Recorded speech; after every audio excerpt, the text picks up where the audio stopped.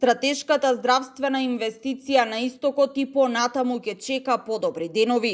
Малку пари се предвидени во буџетот за 2026 година за доизградба на новата клиничка болница во Штип, а дополнително ќе се зема и кредит, велат за 24 од Министерството за финансии.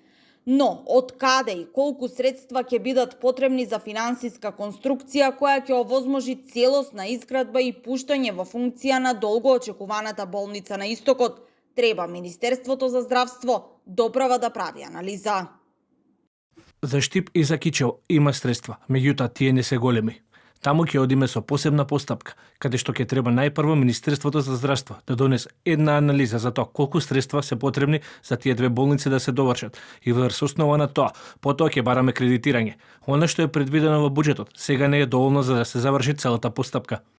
Локалните избори завршија, привршува и оваа година. 9-та поред откако беа ставени темелите, но на месец дена пред истекот на годината, на терен состојбата и понатаму е иста.